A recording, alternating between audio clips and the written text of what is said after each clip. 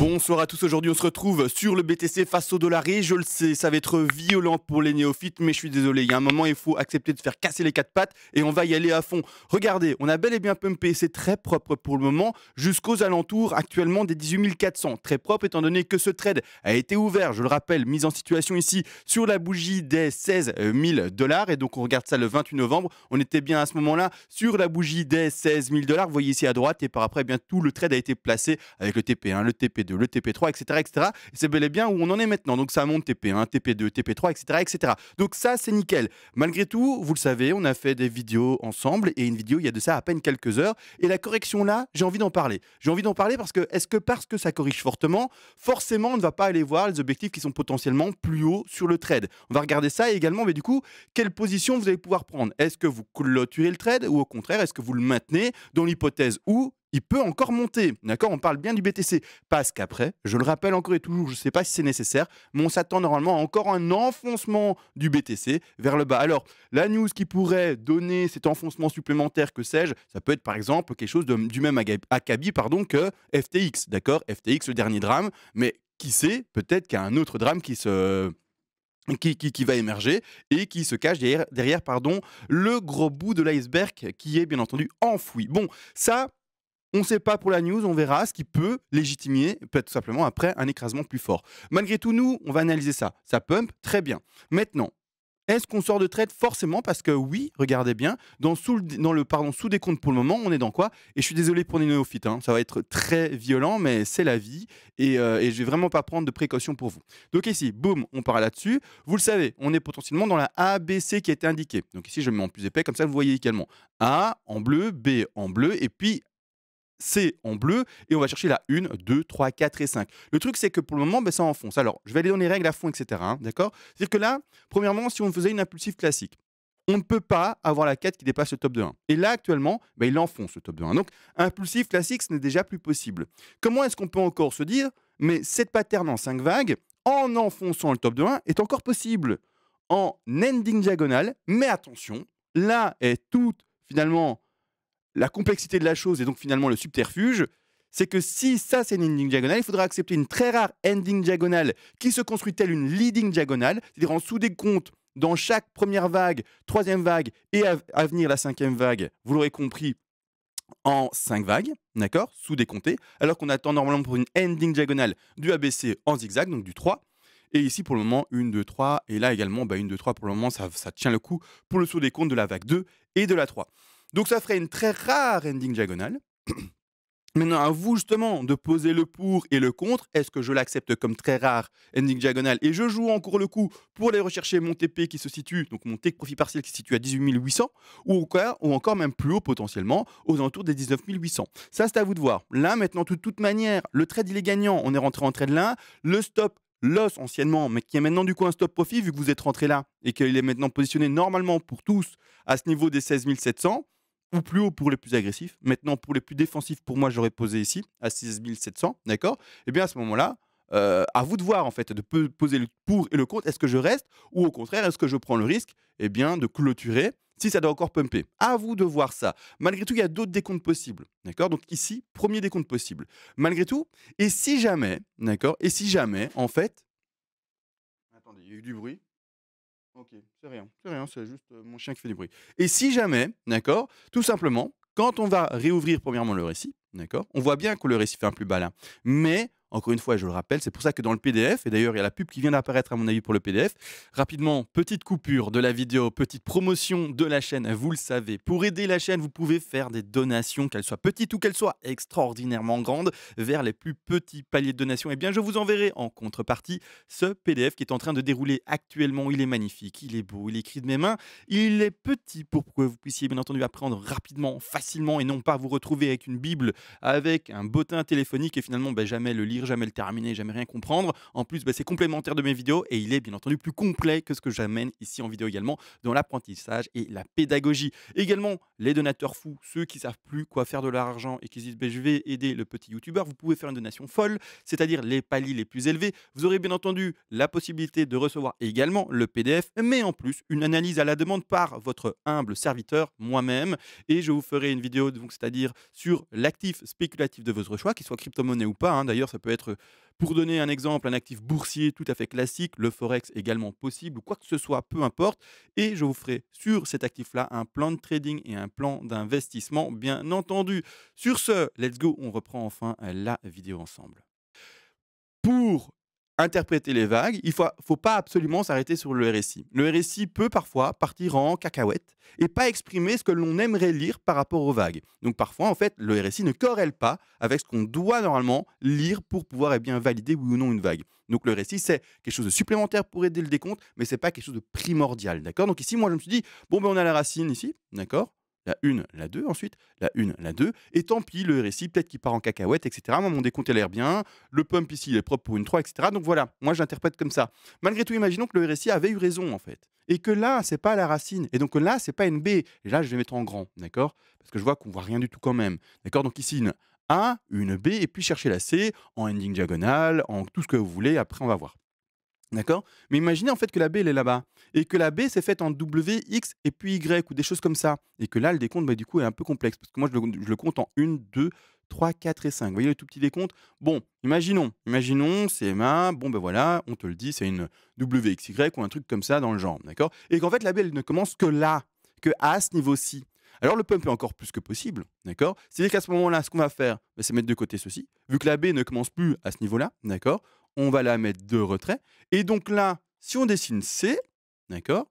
Et que la C n'est pas terminée maintenant, hein, parce qu'elle peut aussi l'être, hein, parce qu'en sous-décompte, vous voyez là maintenant, on est vraiment sur la fin du trade. On a ouvert le trade là, on a pris le TP1, le TP2, et la décision se prend. Est-ce qu'on clôture ou est-ce qu'on prend encore le risque de le garder ouvert, même si dans tous les cas de figure, que vous le clôturiez maintenant ou que vous le laissiez ouvert, bah, vous aurez un bénéfice. Il n'y a plus de perte possible pour ce trade-là. Mais malgré tout, il y a quand même un choix à faire, d'accord? Je laisse ouvert, oui ou non, d'accord? À ce moment-là, bah, ça peut avoir fait une A, une B et une C également. Regardez bien, vu que le sous-petit décompte qu'on avait fait ensemble il y a de ça maintenant 2 jours, il est là. 1, 2, 3, 4, 5.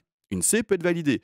Le seul truc, c'est que, bon, ben, elle est petite, hein. Regardez par rapport à l'ampleur de l'A en termes de développement de temps, la C elle est toute petite. Donc on va quand même regarder d'ailleurs en termes de Fibonacci, est-ce qu'elle a été chercher un Fibonacci correct, oui ou non, selon ce décompte potentiel. On regarde ça, on a été chercher 61,8, un peu plus, c'est bon. L'objectif minimum théorique d'une C est touché, donc c'est parfait. Je rappelle les objectifs tout de même, 61,8, 100, 123 et ensuite 161,8. Donc ici, pour une C, on est bon. Le seul truc pardon, qui me gêne, entre guillemets, par rapport à la tenue de cette figure, juste que par rapport au temps développé, bon, ben, elle est très courte. La plupart du temps, en fait, hein, de manière simple, ce qu'on fait, hein, d'accord, quand vous voyez une pattern du genre, je vais mettre ça sur un graphique où il n'y a rien à l'écran, voilà, ici. C'est-à-dire que, bah, en fait, vous prenez une ligne de tendance, vous la placez, vous allez jusqu'à la zone du début de range, entre guillemets, je sais pas, c'est ici. Ensuite, vous la prenez, d'accord? Attention, je ne l'ai pas mis là, on est d'accord.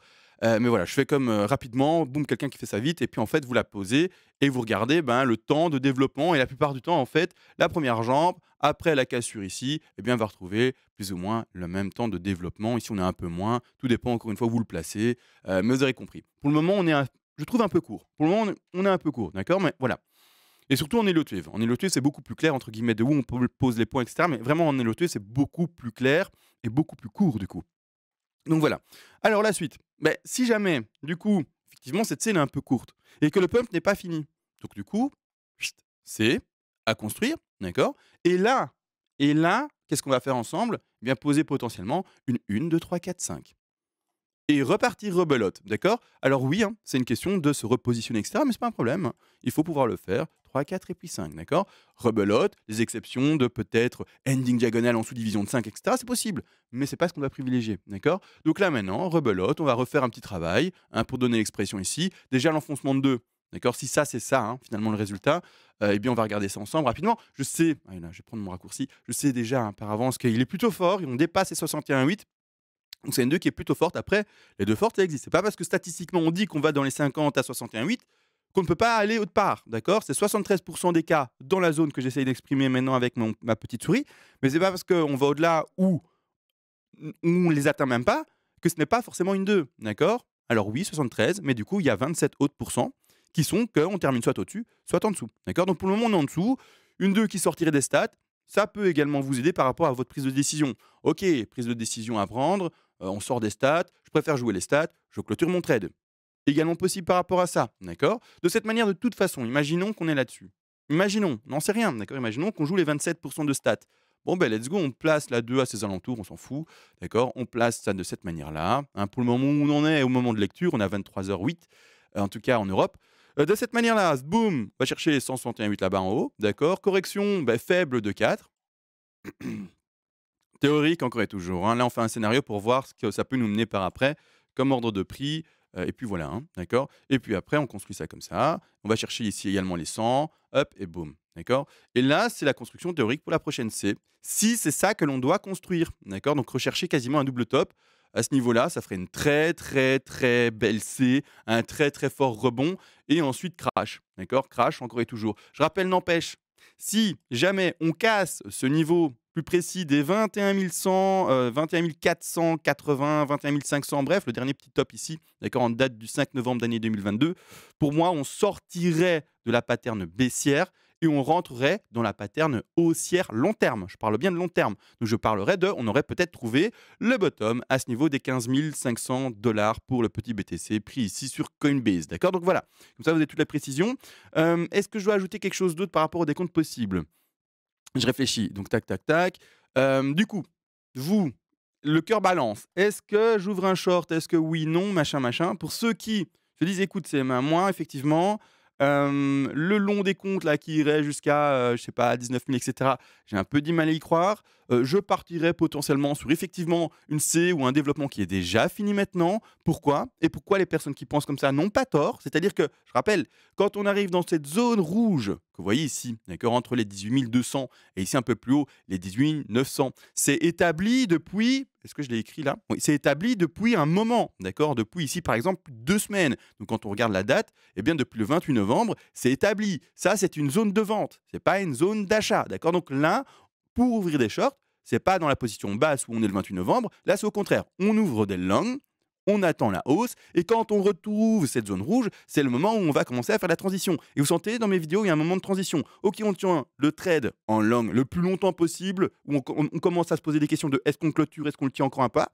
ou pas, mais on passe maintenant à la transition. Est-ce qu'on va ouvrir enfin notre short? Est-ce qu'on l'ouvre maintenant? Oui, non, comment ça se passe? Pour ceux qui se disent, moi je clôture mon long, parce que c'est vous qui êtes encore maître de votre position et finalement de vos décisions, d'accord? Si vous vous dites, bon, c'est moi, mon long il est posé, mais je le clôture, c'est bon, je suis très content. Cette affaire-là, je la sens mal. La correction ici qui va rechercher l'ancien niveau de support, je la sens mal. C'est pas que je la sens mal, mais bon, pour le trade qui est en cours vers le haut, je me dis, bon, bah, c'est bon, j'ai fait assez de bénéfices, je sors de là. Boum, tu sors de là, trade terminé. J'ouvre le prochain. Le prochain, soit tu l'ouvres sur la mèche maintenant, ok, mais il faudra calculer encore une fois et toujours le risque-reward par rapport à l'exposition du short.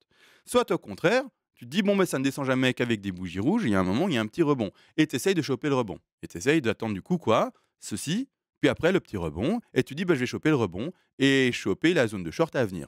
Parce que bah, c'est con, mais si tu te poses la question maintenant par rapport à ça et que tu as clôturé ton trade haussier, c'est que tu te dis que tu as loupé entre guillemets cette zone-là et qu'on ne va pas la retrouver. D'accord? À partir de ce moment-là, tu restes toujours dans cette optique de ben voilà, ça c'est baissier maintenant, mais alors peut-être attendre un petit rebond pour essayer d'optimiser en fait le risque reward et du coup également eh bien l'exposition par rapport à ton stop loss. C'est-à-dire que là, si tu fais ça, il y a deux choses à faire possibles. Soit tu es plus prudent. Et là, bon ben, tu vas attendre un petit pump parce qu'on va dessiner à partir de ce moment-là, là, ici, c'est ça que je veux trouver.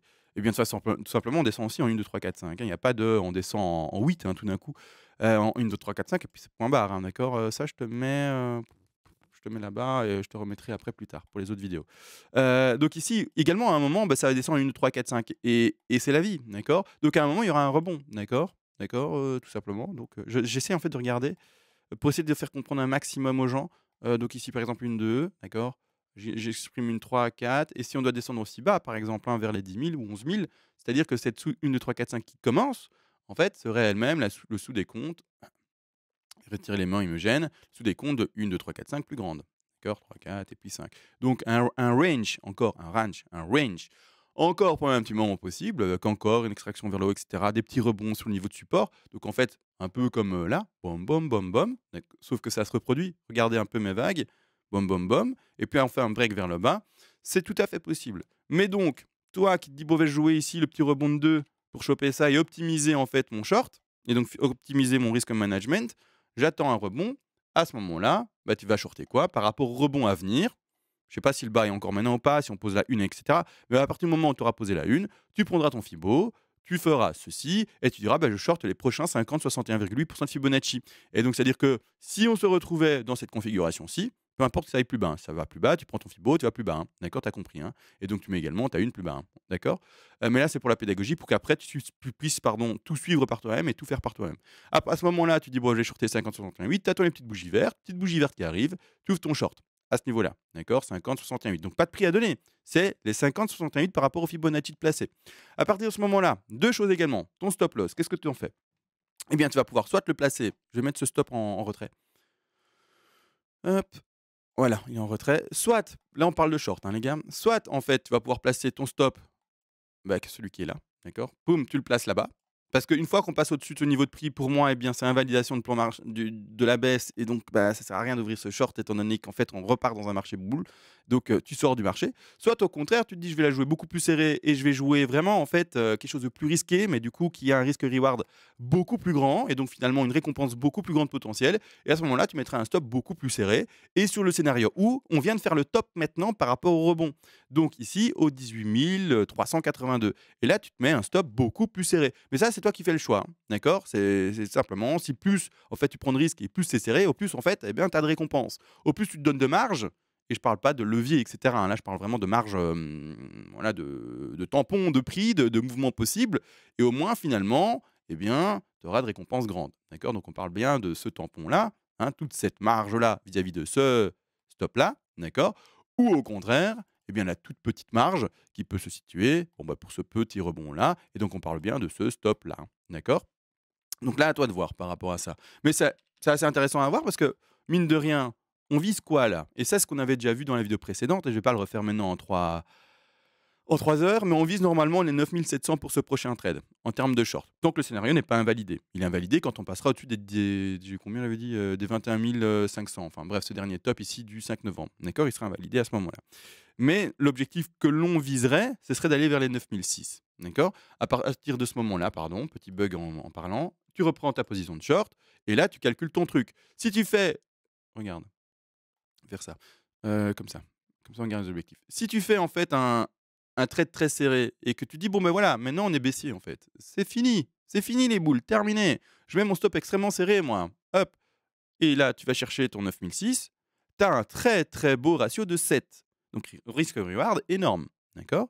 Mais au contraire, si tu te dis: «Non, moi je prends quand même un peu attention et cetera, je vais, et encore là, j'ai simulé, pardon, l'entrée sur le bas d'une une.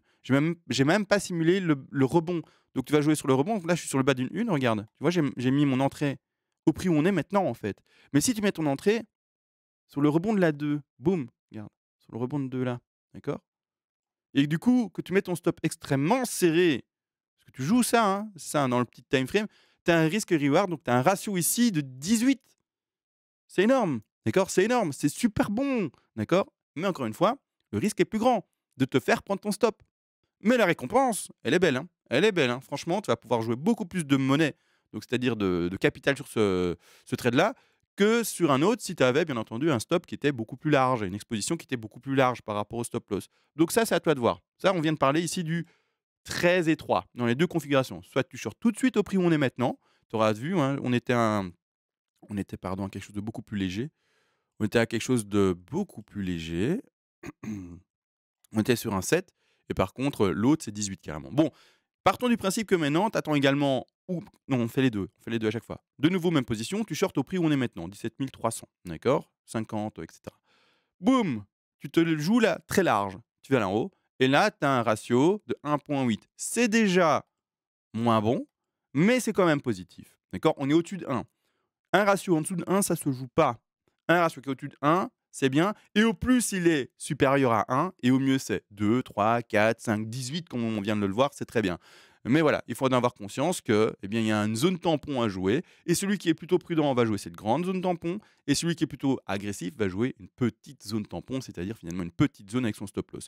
Celui qui joue ça avec le petit rebond, donc on va le jouer, hein, par rapport à la 2 ici, voilà, hein, par exemple, là tu auras un ratio de, tu vois le ratio monte, hein. Le ratio monte de 2,28. Pas énorme non plus, mais voilà, ça se joue. Donc à toi de voir. À toi de voir clairement si tu veux rentrer dans le short ici, et cetera. Mais ça y est, on y est, d'accord? On est dans ce rectangle rouge, on l'a atteint. Ça y est, c'est la zone qu'on attendait pour ouvrir des shorts et c'est maintenant la question qui se pose. Je l'ouvre oui ou non parce que je suis encore peut-être pour toi en trade haussier. Et qu'est-ce que je fais? Je le clôture, je le garde, je combine, qu'est-ce que je fais? Hein? Voilà, peut-être que tu joues avec plusieurs plateformes, et cetera, que tu as envie d'ouvrir plusieurs trades, et cetera. Enfin bref, on s'en fout. Ça, tu es libre encore une fois, mais voilà, il faut en avoir conscience. Il faut prendre un moment une décision. Et si ça continue à baisser, il faudra eh bien, valider ceci. Selon moi, hein, il faudra commencer à valider ceci. D'accord? Et là, c'est parti, on va à la baisse. D'accord? Donc voilà. La vidéo qui a été vraiment, j'ose espérer assez percutante par rapport à la prise de décision possible et au décompte alternatif.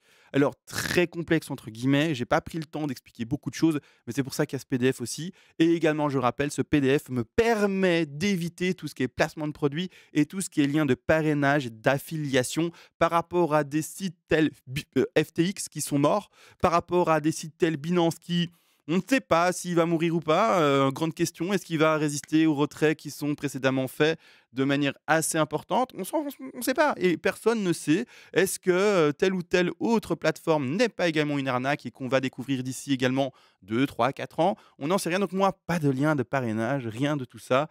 Pas de truc par rapport à des échanges, des banques centralisées. Ça, c'est non merci et donc je suis très content de fonctionner avec des systèmes de donation par rapport à un produit que j'ai créé moi et qui vous apporte également eh bien, ce complément en mes vidéos de manière très pédagogique. Bon, tout a été dit, tout a été vu. Désolé néophyte, on reprendra ensemble demain sur un discours plus simple, d'accord? Sur vraiment voilà, des choses où j'explique un peu plus les choses, mais aujourd'hui, vous aurez compris, c'était go droit au but parce qu'il y a beaucoup de choses à expliquer et il fallait un moment eh bien, tout simplement casser les pattes arrière, d'accord? Bon, tout a été dit, on se retrouve à demain et sur ce, ciao.